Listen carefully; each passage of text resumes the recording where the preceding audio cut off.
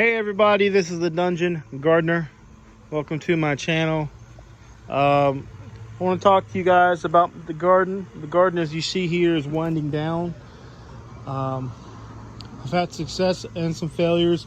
The main success is the jalapenos. I've gotten so many jalapeno poppers, just sauteed jalapenos. I mean, it's just in everywhere. Also got some orange bell peppers, some tomatoes. Looks like there's still another tomato back there. The watermelon right there, the pot right there, was a failure. You know, it had different watermelons.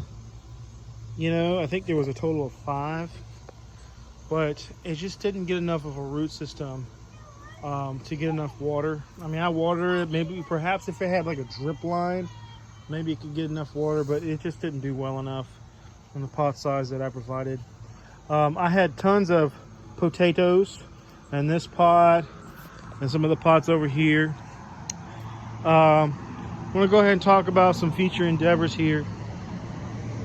So this is in transition right here.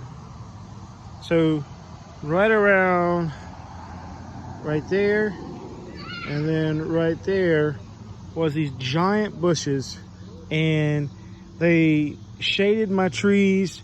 They didn't provide any food. The general rule in my small property that I have is everything here either provides food, beauty, or shade. And it really didn't provide enough of any of them. And I would cut these things, and 3 weeks later they'd grow another 4 or 5 feet, and they were probably at least 7-8 feet tall, and they were right here. I offered this guy who had a tractor to come pull them out. He was able to get this one, the one right here, out, and this one right here I just had to cut up. So obviously I know this is a work in progress.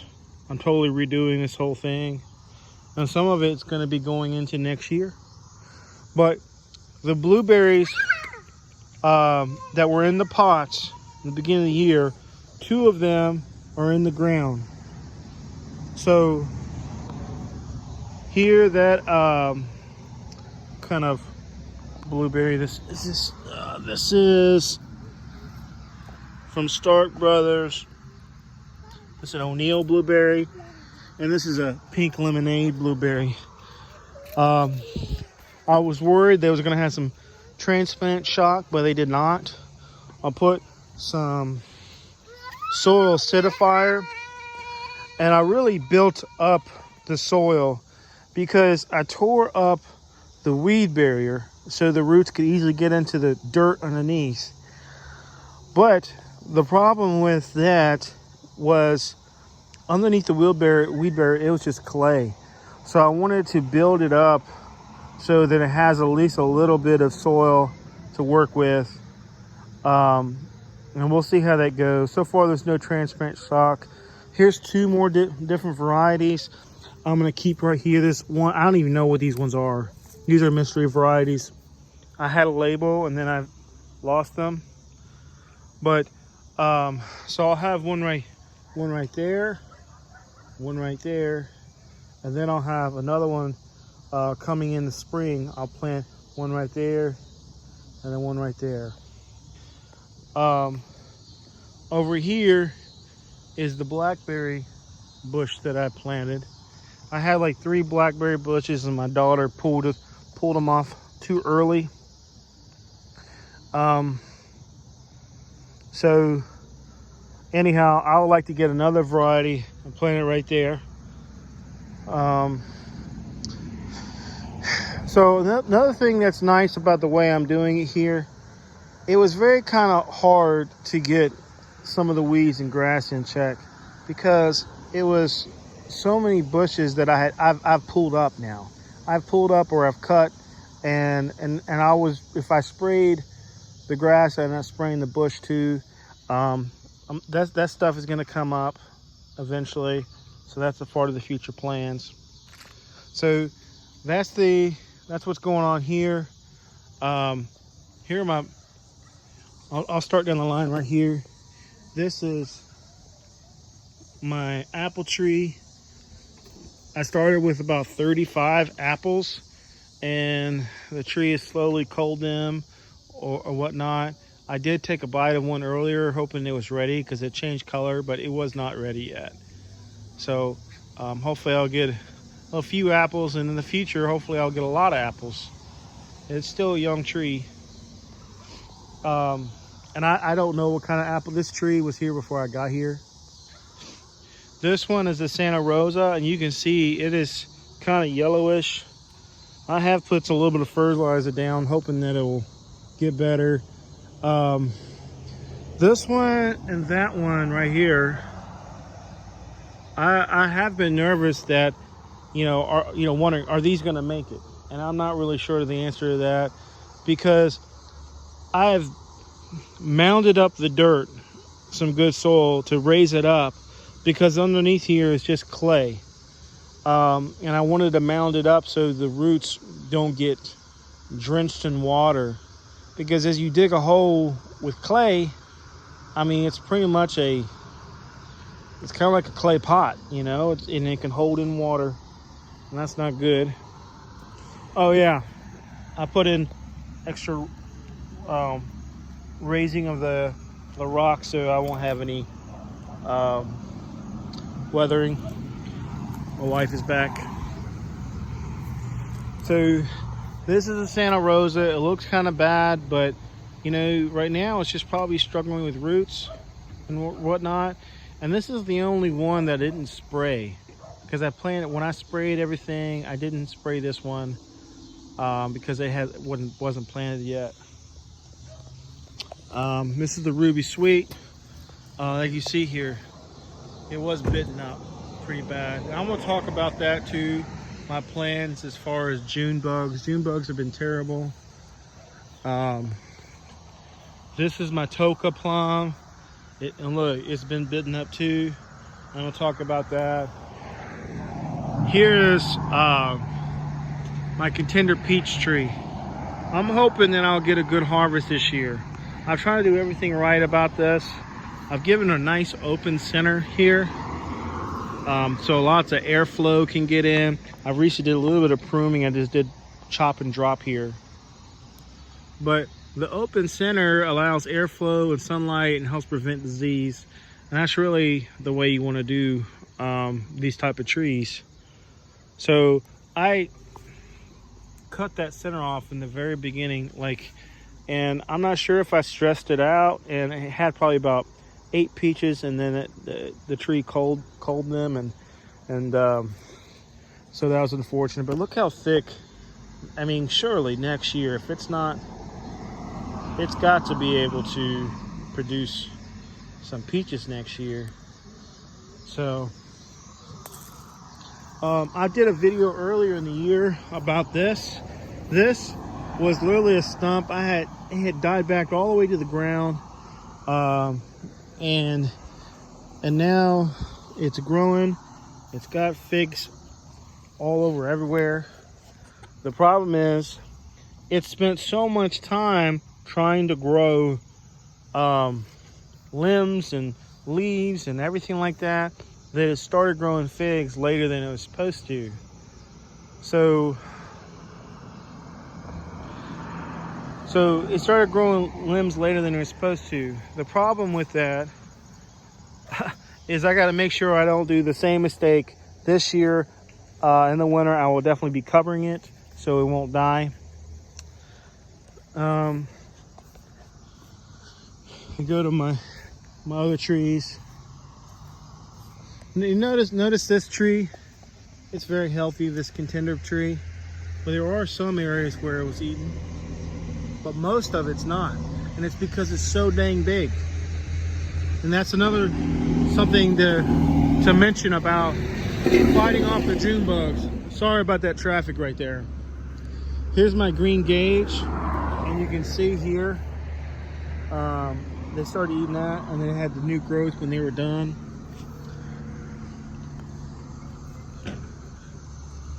All right, here's my 2 Europeans, a rosy gage, and then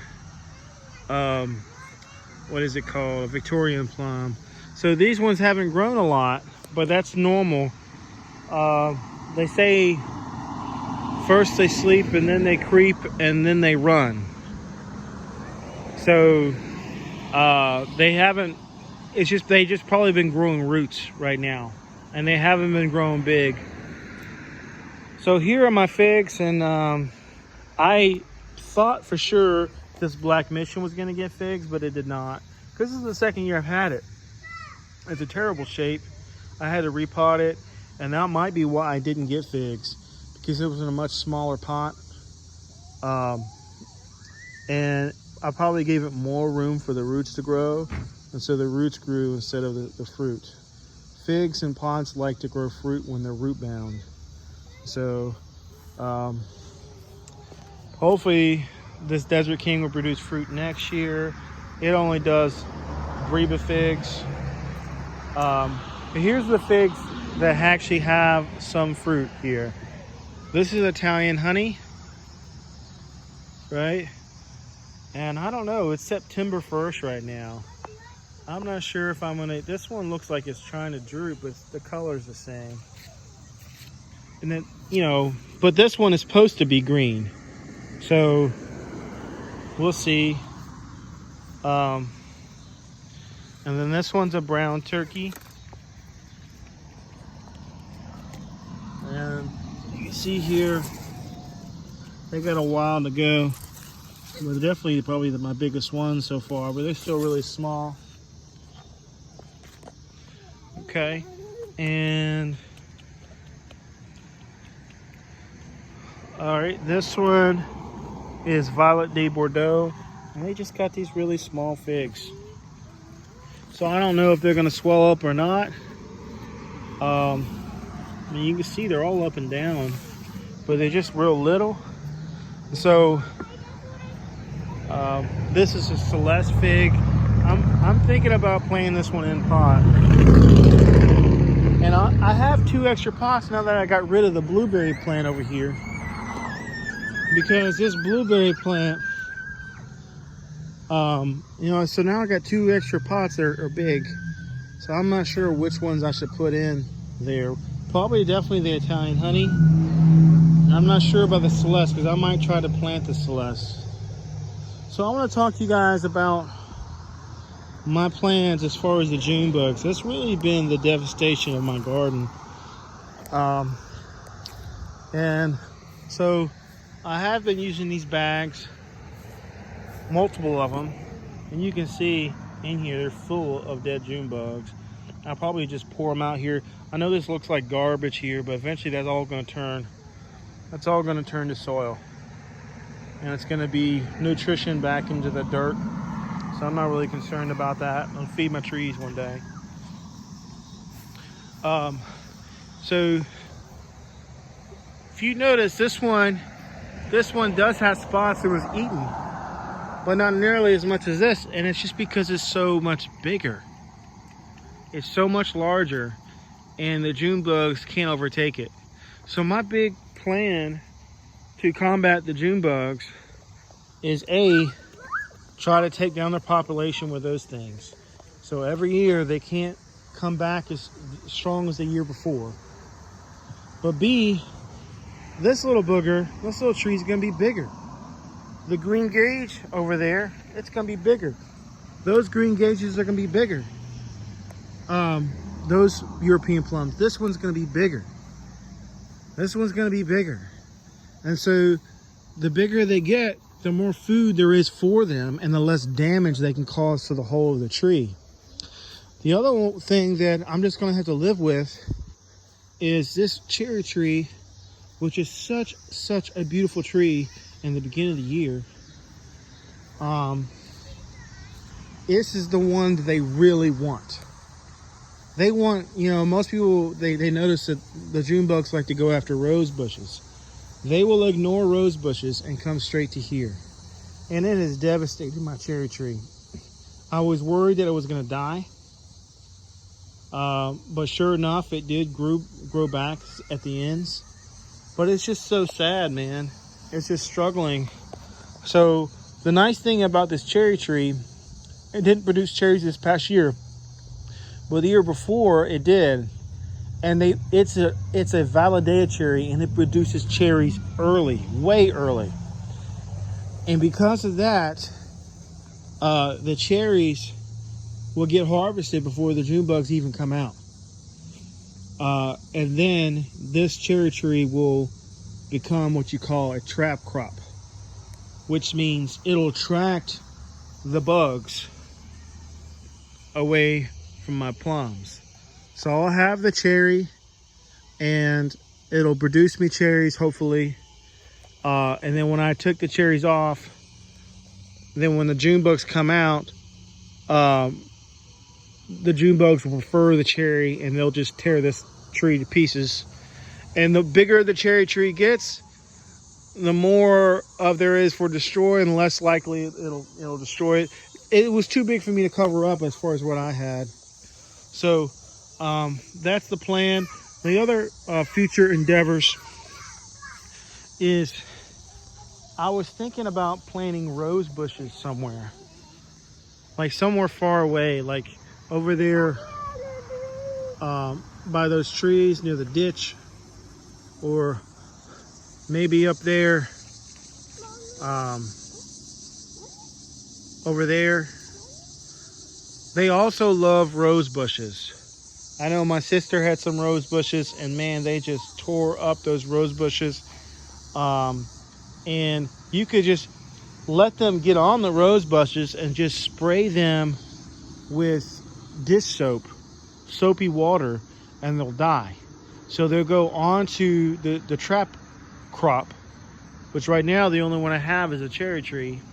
But hopefully if I get some rose bushes and put them over there, that will lure the June bugs further away from my plants.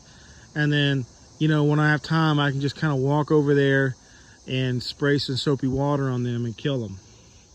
So that's my plan. A, produce more food than they can eat, right? B, keep using these traps. Let me see here what I got in here. There's that one, still got some in there. This one's got some in there too. Yeah. So yeah, produce traps. So I'm sorry. And the third thing is have trap crops. And so this one's going to be, you know, food and a trap crop, and eventually I'll have some rose bushes. This is just some green onions. Literally, guys, if you go to the grocery store and you buy some green onions from the produce center and stick them in the ground, stick them in here in the pot, and just forget about them, this is what they turn into. That is so much bigger. And you know, that will actually come back next year too. So 79 cents is the grocery store. Stick them in the pot and there you go. This is a potato that's trying to regrow right here. I'm also excited about this. This is a Concord grape that I planted this year on a trellis. So hopefully maybe it'll produce something next year. So guys, it's been a struggle. You know, as far as gardening, you don't even know what mistakes that you're making. You have, you know, this dream of getting all this stuff done, and there's these obstacles. My main obstacle is June bugs, but also, you know, I don't know if I'm wasting my time. I mean, on some things, like for example, are these two plums right here, are they going to take because of the clay soil where they're at? I'm not sure. You know, so there's just so many different things. This peach tree, I'm not sure if it's going to produce fruit or not, because the chill hours are 1,050. So maybe next year I'll come out and they'll be loaded with peaches, and that'll make me happy. Then again, maybe it won't, and I'll have to just chop the tree down and find something else, another solution. So the main thing is to be patient. Learn from your mistakes. You know, I don't ever plan on moving from this place, but if I do move, I've learned a lot. So tell me what you think in the comments. You know, is my plan sufficient as far as, you know, making so much food that June bugs can't eat it all. They can't do so much damage. Using the June bug traps, and then also planting some trap crops. Is that a good plan? Or is it something else I'm missing? Something else I should do? Hit me up in the comments. Please like, comment, and subscribe if you like this video. Thank you so much. Peace.